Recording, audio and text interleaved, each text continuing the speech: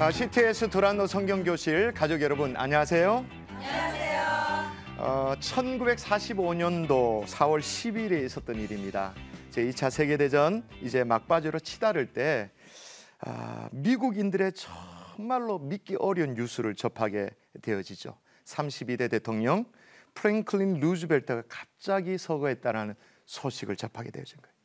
근데 그 누구보다 이 충격과 두려움에 사로잡힌 사람이 누구냐면 바로 그 뒤를 이어서 33대 대통령으로 취임해야 될 해리 트루먼이었습니다.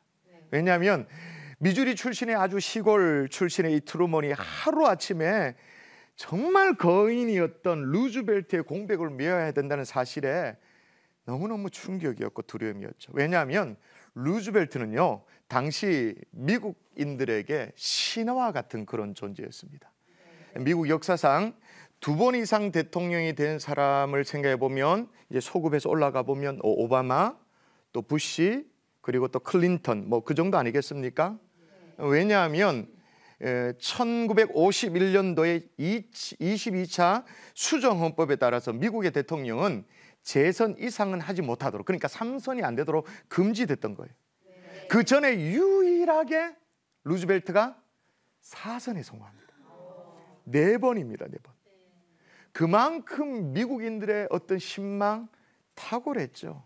1929년부터 시작된 사상 최대의 대경제공황, 이거를 정말로 과감한 뉴딜 정책으로 실업자를 구제하고 나라 경제를 기사회생시켰습니다.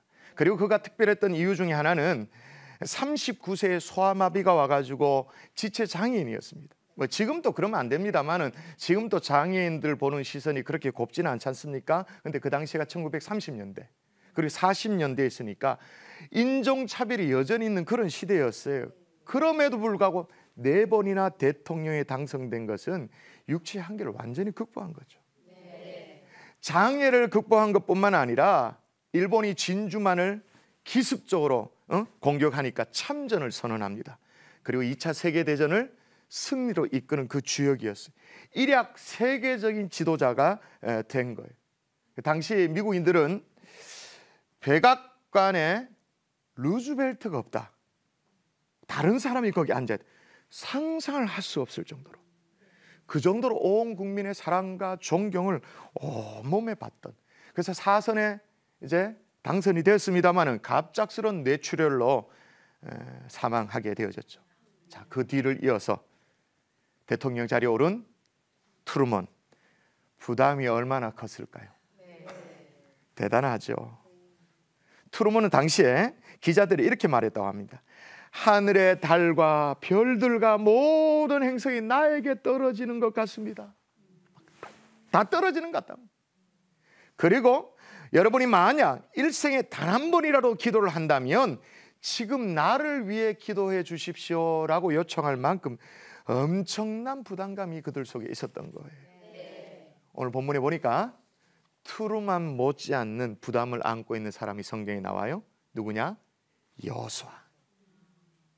모든 희망을 포기하고 애굽에서 노예 생활을 하고 있을 때 모세가 나타나 가지고는 여기서 나가자고, 하나님께서 우리 조상에게 약속한 이 가나안 땅으로 이제 가자고 이스라엘 백성들을 설득했습니다. 그리고 광야 생활 도중에 이스라엘 백성들이 좌절하고 불신에 빠져 있을 때, 고통을 겪을 때마다 모세는 계속 희망을 넣어줍니다. 끝까지 이스라엘 백성들을 포기하지 않고 이 가나안 바로 직전까지 인도를 했어요. 그런데 모세가 죽었어요.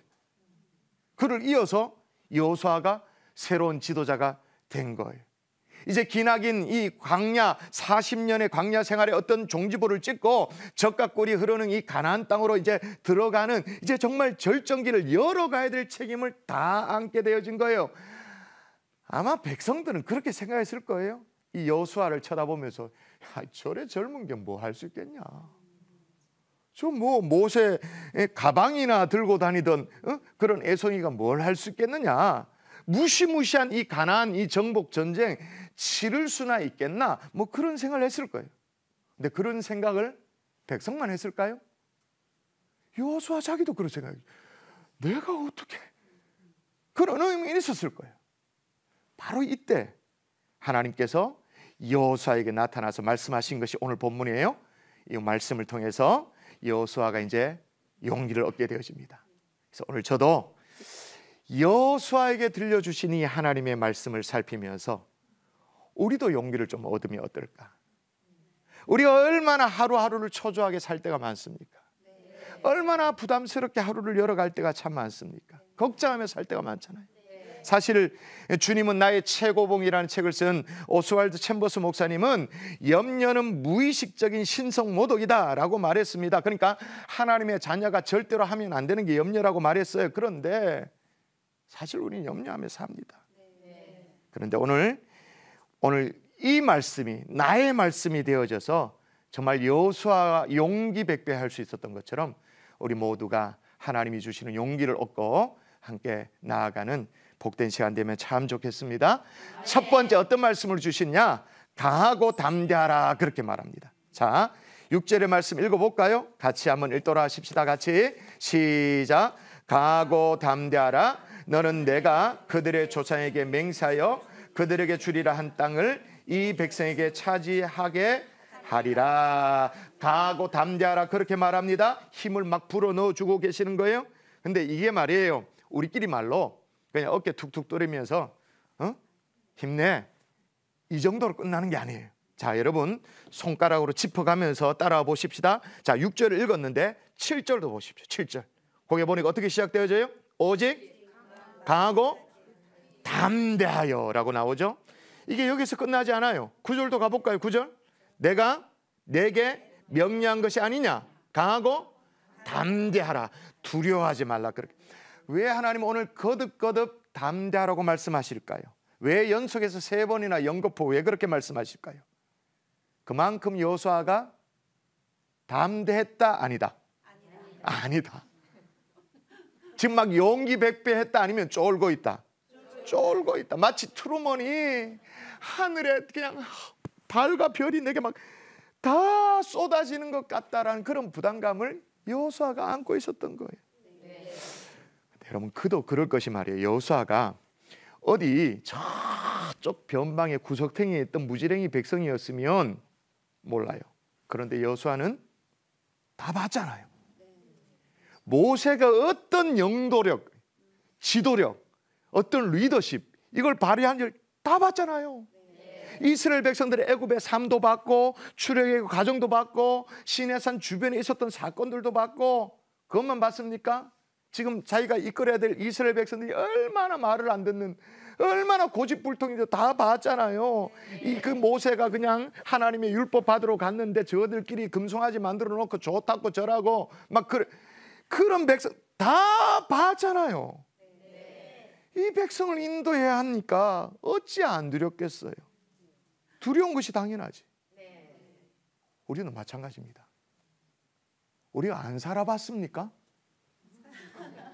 다 살아봤잖아요. 작년에도 살아봤고 올해도 지금 살고 있고 어떤 어려움이 닥칠지 안 봐도 비디오다. 다 안다 우리도. 그죠? 그 등록금 철되면 등록금 돼야 되고 또 뭐 전세값 오르는 이사철이 되면 또 다 알잖아요. 다 경험해서 다 아는 거예요. 여러분 경험해 봤다라는 게 진짜 무서운 것이요. 고사성어 가운데 경궁지조라는 말이 있어요. 경궁지조. 이 말이 어떤 말이냐면 경리라는 사람이 있었습니다. 옛날에 활을 정말 잘 쏘는 그런 이제 명사수죠. 위나라 왕과 함께 높은 누대에 가지고 이제 뭐 얘기를 나눌 때가 있는데 저 멀리서 기러기 한 마리 쫙 이제 오는 거예요. 이 경리가 위나라 이 왕에게 이런 자는 왕이 있어요. 제가 실제 활을 쏘지도 않고 활 쏘는 신용만 하고도 제가 저 새를 떨어뜨려 보겠다고 말하는 거예요. 말도 안 되는 얘기잖아요. 근데 진짜 잠시 뒤에 누대 가까이로 막 이제 큰 기러기가 날라오니까 활 실을 쫙 당겨서 이제 화살은 꽂히지 않았어요. 쫙 당겨서 딱 겨냥을 하고는 탁 놨습니다. 그러니까 진짜 이 기러기가요 화살에 맞은 것처럼 막 쏜살같이 하늘로 치솟아 올라가다 뚝 떨어지는 거예요. 그러니까 이 위나라 왕이요, 우와 진짜 신궁이라고, 내가 이런 장수를 보지 못했다고 막 지켜 세우는 거예요. 그랬더니 이 경리라는 사람이 뭐라고 말하냐면 제가 무슨 특별한 신궁이 있어서 그런 게 아니고 어떻게 빈 활로 새를 뜰 수가 있겠냐고. 근데 제가 알 거는 저 새가 천천히 날면서 슬피 우는 것으로 봐서 이전에 맞았던 화살의 상처가 있다는 걸 제가 알았습니다. 그래서 화살을 당겨서 화살 쏘는 이 화살 시위를 튕기는 소리만 듣고도 이 기러기가 놀라가지고 피하려고 쫙 올라갔는데 갑자기 고도를 높이다 보니 상처가 터져서 땅에 떨어지고 만 것입니다 라고 말하죠. 그래서 예전에 경험한 이 실패가 얼마나 우리를 두려움에 휩싸이도록 하는가라는 그 고사성어가 뭐냐면 경궁지조라는 말이 있어요. 우리도 마찬가지예요. 우리도 살아봤으니까, 실패를 경험했기 때문에. 우리가 뭐 세상 물정도 모르는 애송이들입니까? 우리가 뭐 현실 감각도 없는 그런 사람들이에요? 하루 강아지는 범을 무서워하지 않습니다. 하루 강아지는 범이 뭔지를 모르니까. 근데 몇 개월 산 놈은 알죠. 무섭죠. 우리도 살아본 경험이 있단 말이에요. 백전노장이란 말이에요. 작년에도 겨우 벼텄고 지금도 근근히 살아가고 있잖아요. 우린 다 알아요. 그래서 더 두려운 거예요. 더 겁나는 거예요. 그런데도 하나님이 여호수아에게 뭐라고요? 강하고 담대하라. 아니 상황이 이 정도인데 어떻게 하나님이 무턱대고 강하고 담대하라고 막 밀어넣을 수 있느냐라는 그런 질문이 생길 즈음에 방법을 연화해서 쫙 제시를 합니다. 자, 어떤 방법이냐면 말씀을 길잡이로 삼아라라고 방법을 제시하는 거예요. 자, 강하고 담대하라고 하고는 이어서 뭐라고 말하는지를 보셔야 되는데 7절 여러분의 목소리 읽을까요? 7절 시작. 오직 강하고 극히 담대하여 나의 종 모세가 내게 명령한 그 율법을 다 지켜야 하고 우로나 좌로나 치우치지 말라. 우로나 좌로나 치우치지 말라라고 말하는 이 하나님의 말씀, 이건 뭐예요? 길잡이로 삼으라. 그 말, 일종의 영적 내비게이션으로 삼으라 그 말이에요. 왜냐? 가나안 땅에 들어가면 지금까지 경험해보지 못한 새로운 일들이 벌어질 거니까요. 한 번도 경험해보지 못한 색다른 일, 달콤한 일, 정말로 매혹적인 일들, 그런 유혹들이 가득할 거기 때문에 곁눈질만 하지 말고 좌로나 우로나 치우치지 마라. 그렇게 말하고 있죠. 그리고 또 8절 제가 한번 읽어볼게요. 이 율법책을 내 입에서 떠나지 말게 하며 주야로 그것을 묵상하여 그 안에 기록된 대로 다 지켜 행하라. 자, 그러면 중요한 질문 하십시다. 여러분이 한번 생각하고 대답해 보세요. 강하고 담대해서 율법을 묵상하고 하나님의 말씀을 지켜 행하는 것이 될까요? 아니면 하나님의 말씀을 지켜 행하다 보니까 강하고 담대하게 되는 걸까요? 자, 다시요. 강하고 담대한 것이 먼저일까요? 아니면 하나님의 말씀을 지키는 것이 뭐가 먼저일까요? 자, 오늘 성경을 보면 강하고 담대하여 나의 종 모세가 내게 명령한 그 율법을 다 지켜 행하라라고 했으니까 어떤 강하고 담대한 그 결과로 율법을 잘 지키게 된 것 같은 느낌은 사실 듭니다. 그래요. 그러면 나는 원래 태생이 소심한데,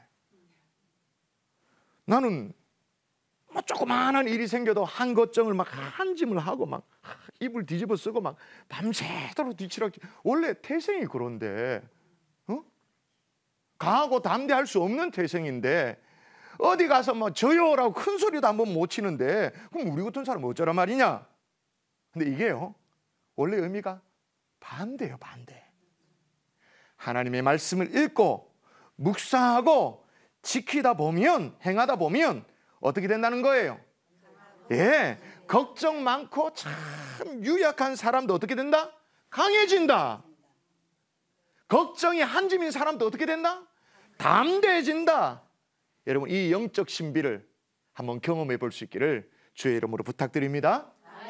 그런데 실은요, 하나님은 여호수아에게 강하고 담대할 수 있도록 이미 말씀으로 확신을 심어 줬잖아요. 지난주 기억나세요? 이스라엘 백성들이야 뭐 가라고 가니까 뭐 가는 거잖아요. 뭐 백성들이야 가라고 가면 가는 거지. 지도자가 하라면 하는 거지. 뭐 그렇다 치더라도 여호수아는 지도자잖아요. 어떻게 이렇게 리더십을 발휘할 수 있게 되었다? 제가 뭐라고 말씀했죠? 지난주 기억나십니까? 거기 보면 이렇게 나와 있죠. 3절에 내가 모세에게 말한 바와 같이 너희 발바닥으로 밟는 곳은 모두 내가 너희에게 주었노니. 줄 것이다가 아니고 주려고 계획하고 있다가 아니고 이미 하나님께서 과거형으로 말씀을 딱 박아놨어요. 주었노니. 이 약속의 말씀을 붙들고 지금 여호수아가 이스라엘의 역사에 이 절정기를 이제 문을 막 열어가고 있는 거예요. 자, 그러면 됐잖아요. 확신의 어떤 약속의 말씀도 있고, 그런데 또 뭘 또 다시 율법책을 열어서 말씀을 받았는데, 이미 받았는데 약속을 가지고 있는데, 근데 뭘 또 율법책을 열어서 입에서 떠나지 말게 하고 좌로나 우로나 치우치지 말고 주야로 그것을 왜 묵상하라고 왜 그럴까요? 이미 주신 약속의 말씀이 있는데 왜 그럴까요? 이미 주신 약속도 곱씹어야 된다는 거예요. 이해가 되세요? 네. 이미 주신 약속도 되뇌어야 된다 그 말인 거예요. 네. 여러분의 삶의 절정기, 신앙의 절정기, 영적 가난 정말 여러분 원하십니까? 네. 그럼 어떻게 해요?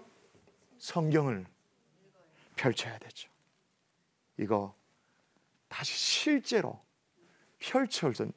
펼칠 수 있기를 주의 이름으로 축복합니다. 네. 다시 말해서 하나님의 말씀은 여러분의 인생의 길잡이 내비게이션이 될 수 있다 그 말인 거예요. 여러분이 그렇게 마음먹어도 되는 것이 말이에요. 여러분이 다 신앙인이시니까 성경의 가치에 대해서 다 압니다만은 성경이 어떤 책이라고 말하냐면 디모데후서 3장 15절 16절에 이렇게 말합니다. 제가 소개할 테니까 들어보세요. 성경은, 주어가 성경은입니다. 성경은 능히 너희로 하여금 그리스도 예수 안에 있는 믿음으로 말미암아 구원에 이르는 지혜가 있게 하느니라. 모든 성경은 하나님의 감동으로 된 것으로 교훈과 책망과 바르게 함과 의로 교육하기에 유익하다. 무슨 말이에요? 성경이 이런 것이다 라고 말하는 거예요. 여러분이 성경을 내 인생의 내비게이션으로 삼아도 괜찮은 이유가 뭐냐면 여러분 성경은 놀랄 정도로 일관됩니다. 대략 한 1600년, 길게 잡아 2000년 동안 걸쳐서 40명의 인간 저자, 성령의 기름 부음, 성령의 감동을 받은 40명의 인간 저자에 의해서 기록됐는데 여러분 이 40명의 저자에 의해서 1600, 길게는 2000년 동안 기록된 이 성경이 다양한 어떤 언어로 기록되어 있고 다양한 어떤 배경이 있습니다만은 유일한 주제가 뭐냐? 예수 그리스도예요. 일관돼요. 또 하나 성경을 여러분의 삶의 내비게이션을 삼아도 되는 이유가 뭐냐? 놀랄 정도로 지금 오래 가고 있어요. 역사상 단언컨대 인쇄된 책 가운데 말이에요. 수많은 번역자에 의해서 최소한 120 이상의 언어로 번역된 세계 유일한 책이 성경책입니다. 성경은 모든 반대자가 죽고 그리고도 나서도 꿋꿋이 살아남은 게 성경이에요. 정부가 성경책을 불태우고 금소로 지정하고 성경을 읽으면 안 된다고 그렇게 해도 그 사람들, 그렇게 주장했던 사람들이 다 죽었어. 성경은 살아남았어요. 왜? 성경은 하나님의 말씀이니까. 그리고 성경을 여러분의 인생의 내비게이션을 삼아도 좋은 게 뭐냐? 놀랄 정도로 정확해요. 성경에는 예수 그리스도에 대해서 300번 이상의 예언이 있는데 다 완벽하게 성취가 돼서 왜? 성경은 하나님의 말씀이니까. 그러므로 이 영적인 내비게이션 성경을 다시 권면드립니다. 실제로 펼칠 수 있기를 주의 이름으로 축원합니다. 그래서 시편 1편이 뭐라고 말합니까? 복 있는 사람은 악인들의 꾀를 따르지 아니하며 죄인들의 길에 서지 아니하며 오만한 자의 자리에 앉지 아니하고 오직 여호와의 율법을 즐거워하여 그 율법을 주야로 묵상하는도다. 할렐루야. 여러분 한번 대답해 보십시오. 내비게이션을 말이에요. 차에 달고 다닌다고 안내를 받을 수 있나요? 차에 달고 다녀. 내 차에 있어. 장착되어 있어. 안내를 받을 수 있나요? 뭐 길눈이 밝은 사람은 몰라. 뭐 그럴 줄 몰라도 내비게이션 액정 막 와 이제 20인치 막 이런 건 그런 거 아직 안 나왔지만 그런 게 있다 칩시다. 막 이따만한 거 그냥 꽉 달았다 칩시다. 그럼 길 안내, 경로 안내 받을 수 있나요? 아니죠. 파워를 켜야 돼요. 목적지를 해야 돼요. 그리고 거기에 나오는 여성의 목소리, 멋있는 남성의 목소리 따라야 되는 거예요. 무슨 얘기를 지금 제가 하고 있나요? 성경책 갖고 다니는 것으로 만족하지 않기를 바랍니다. 이것은 뭐와 똑같냐? 내 차에 내비게이션 달렸다. 안 켜는 거하고 똑같은 거예요.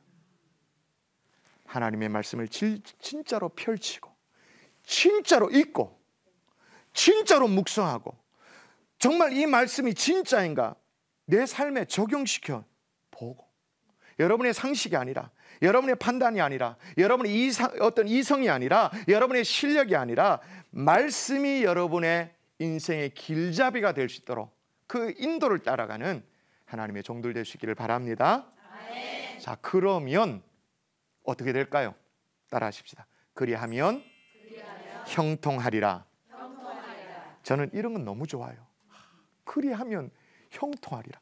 자, 그럼 볼까요? 7절. 오늘 본문 7절 또 가십시다. 7절 여러분이 한번 읽어주십시오. 여러분의 목소리로 7절 읽습니다. 시작.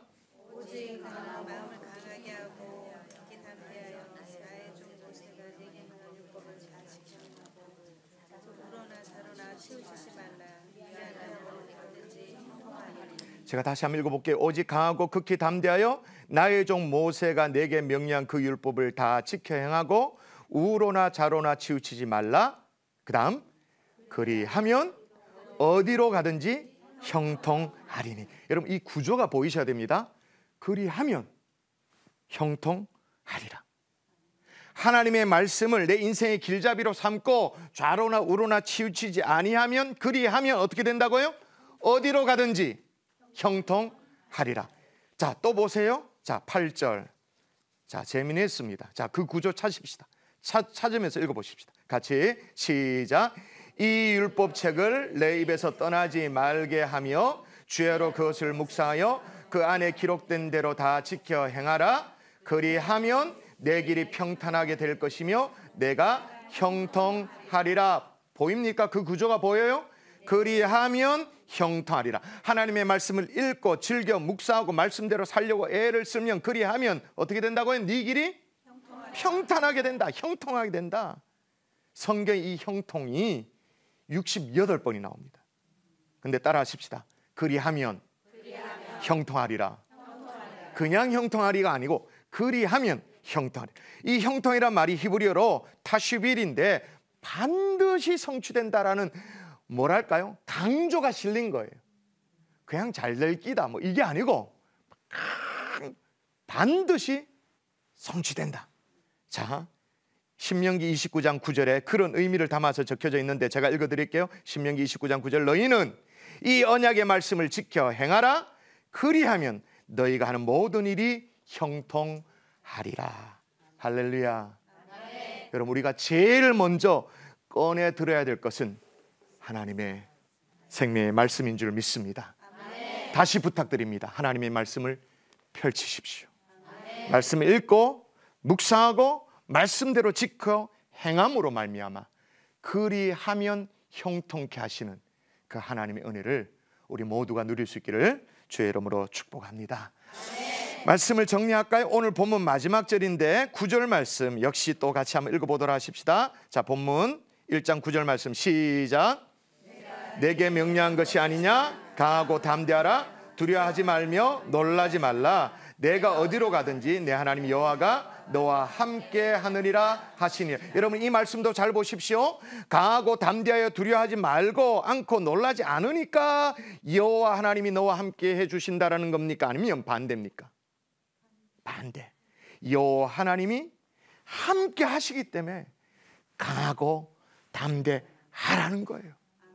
함께 하시기에 두려워하지 말고 놀라지 말라 그 말인 거예요. 그런데 하나님이 여호와와 함께 한다라는 것을, 여호와 하나님이 너와 함께 한다는 것을 어떻게 알죠? 하나님이 함께 하시기 때문에, 그걸 알았기 때문에 강하고 담대하라 그 말인데, 하나님이 여호와께서 나와 함께 한다는 걸 어떻게 아냐는 거예요. 어디에서?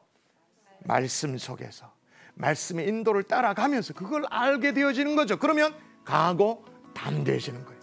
오늘 여러분이 이런 삶에 정말로 응답이 있는 하나님의 종들 될 수 있기를 주 예수 이름으로 축원합니다.